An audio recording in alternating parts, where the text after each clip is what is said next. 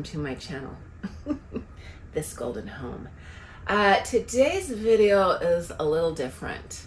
We are grinding spring summer refresh to a halt, or we are bringing my spring summer refresh to a grinding halt, I should say, because today is the official halfway to Halloween. It is May 1st, okay? So April would have been considered halfway to October. May 1st is the official day of halfway to Halloween. So happy halfway to Halloween. And in honor,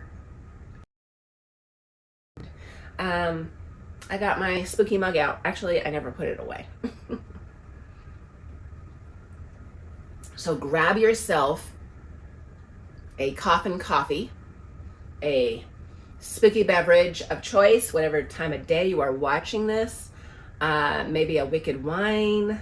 For me, it's morning, and I don't know if you can see or hear, but it is raining. Okay, so I am doing the halfway to Halloween tag. This was on, or is on, Sierra Renee's channel. I'll put up the screenshot of her channel, and I will also link her video below. I am going to tag Glenna Redcliffe in this. She's amazing, she's awesome. I love you, Glenna. Let's get on with the show. Also, sorry, love Sierra Renee. She is just cute as a button. Okay, let's get on with this. First question, are you a fan of haunted houses? Well, it's not that I'm not a fan, I just don't partake in them because I don't like jump scares unless, I don't even like jump scares if I'm watching a scary movie, although I do love scary movies. But that's probably as far as I take me getting scared. I can know that someone's around the corner about to scare me and I'll still get scared. Yeah. So, and now I have a heart condition, so it probably would not behoove me to partake in a super scary Halloween, haunted house. I am a fan of haunted houses. I just don't partake in them. Question number 2. What's your favorite ghost story or haunted lore? Don't know what lore means. Don't know what lore means. I could probably figure it out if I took a minute to think about it. I literally just woke up. So, my favorite ghost story. I was thinking about this one. Un momento. Yummy.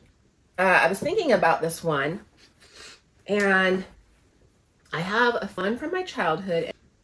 It's nothing big, but we lived in a house in Arcadia, California, that was like, Arcadia was kind of prestigious, and prestigious for the 70s and the 80s. Let me just say that, because prestigious now means like these McMansions and just crap, these cookie cutter homes. It's not my thing, but to each his own.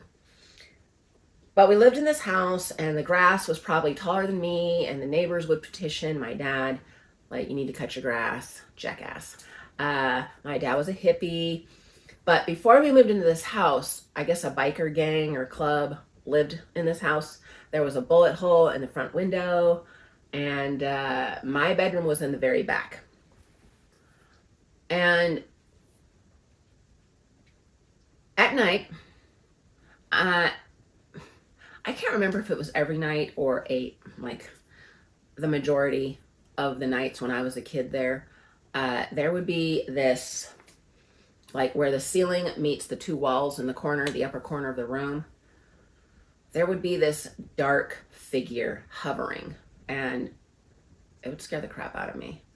And I did not know it until later on, when I was older, that my dad said one of those bikers died there, and in that shootout that happened.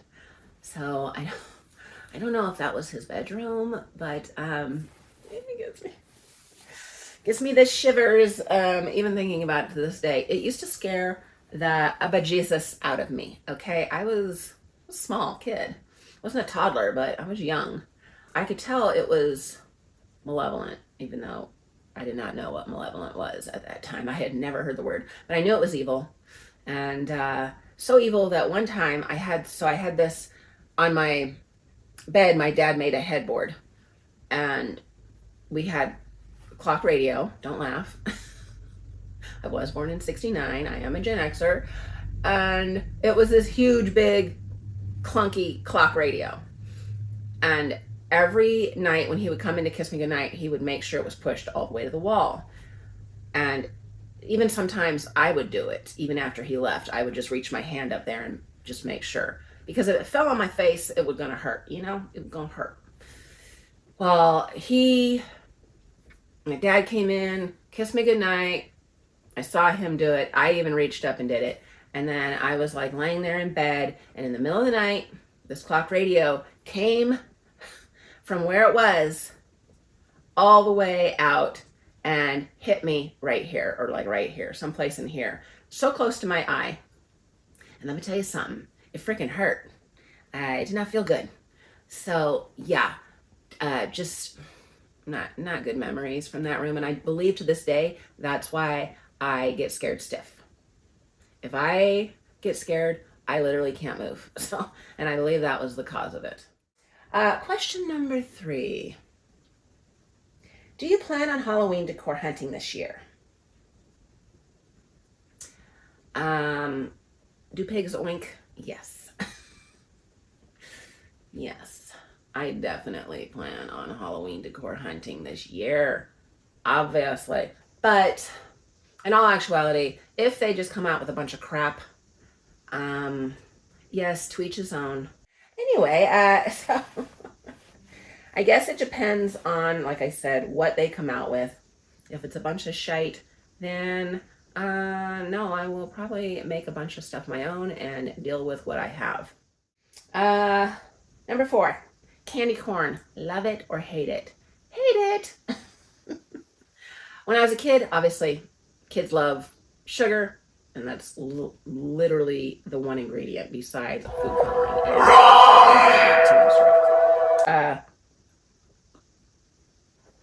So now it tastes like stale sugar to me, and stale old sugar, and it's not my jam. Let's move on. Number 5. Are you big into costumes and dressing up for Halloween? Oh, hells yes. Mama loves a costume for Halloween. It's the one time I get to fly my freak flag, especially now that I'm older. If so, what's your favorite costume of all time? So, of all time. Okay. Let's see. I have a few. So in my younger day, when I was still sexified, I did sexy. We all did it. We all do it when we're young. You know, it's what you do. But now that I'm older, I do scary. I just do whatever my theme is, basically. So I'll put up a photo of a few years ago. I was, what's her name from The Shining. Not The Shining. Misery. But I literally put this costume together for the day of Halloween. And when my daughter saw it, my daughter, let me tell you, she is not one to give out compliments to me. And right when she saw me, she said, best costume you've ever done. That's a lot coming from my daughter. But yeah, that one. And then, so years before that, when I was in my 40s, but I was still doing sexy costumes. And I did the female version of the Clockwork Orange guy. I got rave reviews for that, but I think it was more of my freaking cleavage. Because when I found the video or the photo, I was like, oh my God, you went out looking like that? What the hell is wrong with you? But I think because I was sitting down and that bustier was like really pushing him up, it was a little exaggerated. So sorry. I wasn't trying to do that. But yeah, so it was pretty sweet. Yeah, I think those two are my top 2. But moving on. Number 6. What is one activity or experience that is on your spooky bucket list this year? Well, obviously it won't be haunted houses. I wouldn't mind trying to find a spooky hayride, like maybe through a winery or something, or through someone, like someone who has a farm. I don't know if those exist, but I do have one thing, one main thing. Since I'm working in Placerville, which is about a half hour from Sacramento, I plan on going to Evangeline's museum. And I'll put a photo up, a screenshot of, excuse me, her website or the website. So it's this, excuse me, this mansion. They've got costumes. They've got spooky decor. I don't think they sell anything there except for maybe they don't sell any stuff in it. I don't think they sell like antiques or vintage stuff. It's more of like it's a museum, that all this stuff that she's collected or this person's collected. But I want to go there, and I'm going to do a whole thing on it. If you can film in there, I'm going to have to call and ask. But yeah, I just think that that's probably my main spooky bucket list item this year. I wouldn't mind trying to find, like I said, a spooky hayride, maybe a spooky carnival. But I also, a spooky travel thing that is on my bucket list is going to Salem, Massachusetts. Yeah, I know everyone does it and it's so probably generic, but I've never been to Salem, Massachusetts. And I used to be a truck driver. Well, I still drive truck, but I drove 18-wheeler long haul. And I did go into Massachusetts. I just never went to Salem. So yeah, wouldn't mind doing that. Okay, number 7. What book, series, or movie screams Halloween to you? To me. Well, movie, Halloween, duh. Literally says, that's the only word in the title, Halloween, and it was filmed during Halloween. I mean, I don't know if it was actually filmed during actual Halloween, but the movie is during Halloween.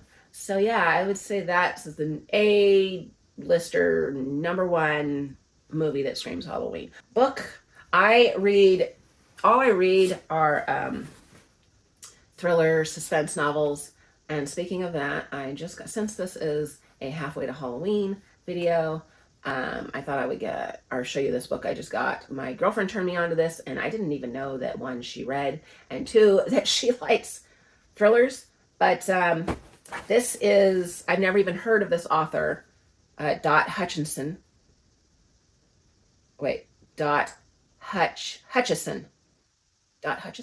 Anyway, The Butterfly Garden. Beauty has never looked so terrifying. I'm going to read you the back cover. Near an isolated mansion lies a beautiful garden. In this garden grows luscious flowers, shady trees, and a collection of precious butterflies. Young women who have been kidnapped and intricately tattooed to resemble their namesakes. Overseeing it all is the gardener, a brutal, twisted man obsessed with capturing and preserving his lovely specimens. When the garden is discovered, a survivor is brought in for questioning. FBI agents Victor Hanoveran and Brandon Edison are tasked with piecing together one of the most stomach-churning cases of their careers. But the girl, known only as Maya, proves to be a puzzle herself. As her story twists and turns, slowly shedding light on life in the butterfly garden, Maya reveals old grudges, new saviors, and horrific tales of a man who'd go to any length to hold beauty captive. But the more she shares, the more the agents have to wonder what she's still hiding. Bam! Cannot wait. I am almost in the middle of a 500-page book, so I have to wait. Can't wait to read that. So this, I know when I am done reading this will be my Halloween book that screams Halloween. And then as far as series, so series are different for me. There's not really a series, I can't think of one that really screams Halloween, but I know that there are series that put me in the Halloween mood, and every year during September, October, I pick a series to watch from like the beginning to the end. And last year, did I do this last year? Was it the year before? It was the year before last year. I chose Bates Motel. And that was an awesome choice. Love it. Oh my gosh. Freaking I love all the actors that were in that. But I think this year I'm going to choose, let me try and find it actually. Let me try and find it so I can tell you. I think it's, but that's usually, as far as series, I don't think there's really one series that screams Halloween. It's just I pick a thriller horror series and watch it all the way through from September to October.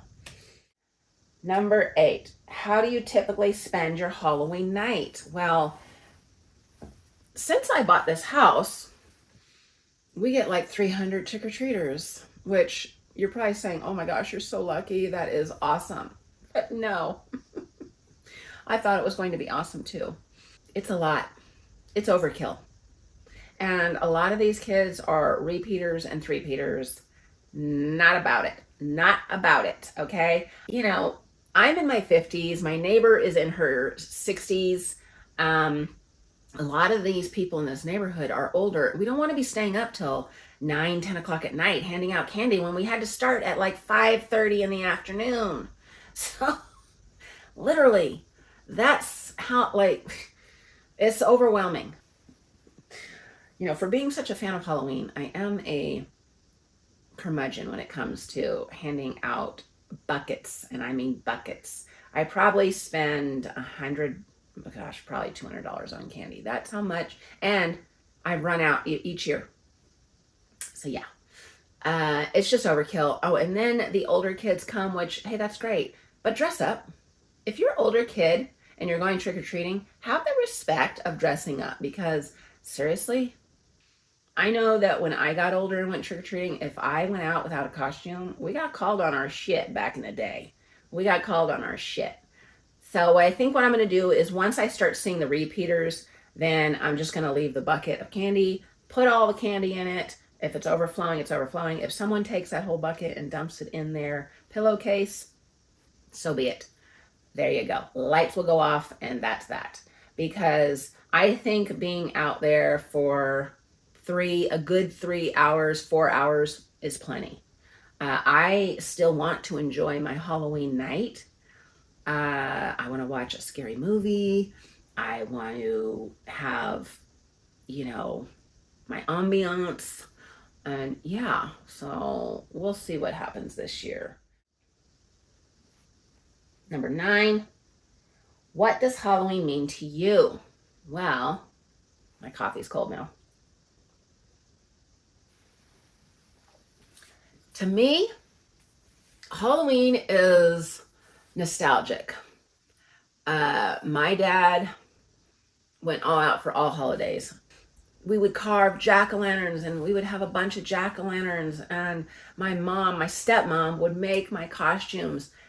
I have a photo of, well, I wish I had more. My parents lost their house in the SoCal fires. I hope they had a lot of these photos on the computer, but yeah, I lost all the photos. But I do have a photo of the belly dance. I was a belly dancer one year. My mom literally hand sewed each sequin on by hand. I helped actually with that. She got me this long blonde fall. That's what Halloween means to me. It means nostalgic, just memories. And when I was watching Sierra Renee's video, she had said that her mom made all of her costumes, and that just brought me so much joy. The other thing that Halloween brings to me are the feels. I'm not spooky around. I don't do dark decor, all of that. I love spring and summer, love it. I love the sun, I love the bright colors, I love it. So Halloween, I get that spooky time. I get the spooky feels. I get the scary. I get the whole thing. So, and for me, it makes it all that more special that I don't do it year round. And I feel like you're almost watering down actual Halloween. Uh, but to each his own, you know, to each his own. And I totally get it. People who are spooky year round, love that for them. I just couldn't do it. I wouldn't do it because it's just not my jam. And it makes Halloween all that more special when the season comes around. And yeah, that's basically what Halloween means to me. Number 10, tag your spooky friends. That's not a question. I already told you I was going to tag Glenna Redcliffe, but I thought I would put in my own question for number 10. And if Glenna does this, which no pressure, but if she does this, she could either answer the question I added and then add her own, or she could just add her own and exclude. Like that could be the number 10. Okay, my number 10 question is going to be this. What food and drink gets you in the mood? No, we're not going there. For Halloween. Get your mind out of the gutter, okay? Get your mind out of the gutter. What food and drink gets you in the mood for Halloween? The answer to that for me is I always do a craft cocktail on Halloween. Whatever my theme is, it goes with that. And so I'll be doing that, whatever my theme's going to end up being. And always they come out with the wines. Like last year they had the Dracula Cape. I wish I would have gotten a few of those. So red wine, obviously. A bloody good red wine. And as far as food, I would have to say finger foods, appetizers, hors d'oeuvres, because I could live on the appetizers, finger foods, hors d'oeuvres. I love it. Love it. I can make a meal of it. Anyway, that is my Halloween tag Q&A. Those are my answers. And hope you enjoyed. If you watch this, I don't know how many people will watch this, but hope you enjoyed. And if you do this, can't wait to see your video. And Glenna, if you decide to do this, can't wait to see yours, but no pressure. And I will see you on the next one.